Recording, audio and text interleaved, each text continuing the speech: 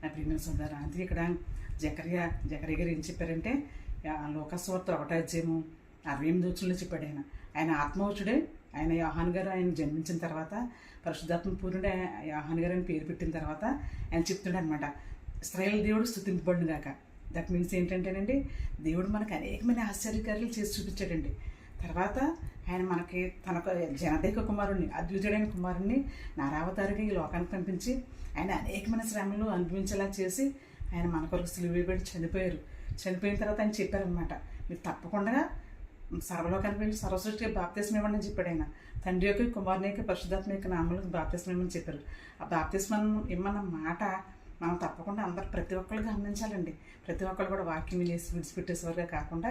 అందుకే ఇక్కడ ఆయన చెప్తున్నారు, యోహాను గారు ఆత్మపూర్ణుడే చెప్తున్నాడు. దేవుని యొక్క ఆత్మపూర్ణుడే ఆత్మవశుడే చెప్తున్నాడు ఆ మాటలు. అంతేగాని ఆయన అంతటి సొంతగా చెప్పట్లేదండి. ఆయన దావీదు యొక్క వంశంలో నుంచి గోత్రంలో నుంచి ఆయన ఉద్భవిస్తాడు. ప్రవక్తలందరూ ఆది నుంచి చెప్పారు.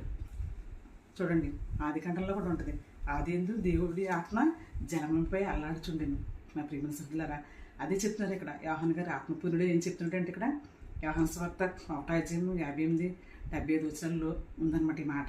ఆయన ఏం చెప్తున్నట్టంటే, ఆయన దేవుని యొక్క కుమారుడు ఈ లోకానికి వచ్చి మన అందరినీ కూడా శత్రువుల చేతి నుండి, సాతాను చేతి నుండి మనల్ని విడిపించి ఆయన మనకి ఎంతో రక్షణ భాగ్యాన్ని కలిగజేసేవారుగా ఆయన ఈ లోకానికి వస్తున్నారని చెప్పారు. ఆది నుంచి ప్రవక్తలందరూ చెప్పుకుంటూ వచ్చారండి. కానీ మనం విడిచిపెట్టేస్తున్నామండి. ఎంత దౌర్భాగ్యమైన పరిస్థితులు మనం చూడండి ఒకసారి నా ప్రియమైన సహోదరులారా. అందుకే ప్రతి ఒక్కళ్ళు కూడా చాలా చక్కగా మన యొక్క హృదయాన్ని భద్రపరుచుకోవాలండి. హృదయంలో దేవుని యొక్క వాక్యాన్ని భద్రపరుచుకుని వాక్యాన్ని సరైన జీవితంలోకి, ఈ ప్రభువా నేను పరలోక రాజ్యానికి వెళ్ళాలి, నేను ఈ మార్గం ద్వారానే వెళ్ళాలి అని మాకు డిసైడ్కి మనం వచ్చేసి దేవుని యొక్క వాక్యం ద్వారా మనం బ్రతికింపబడదాం. Thank you all.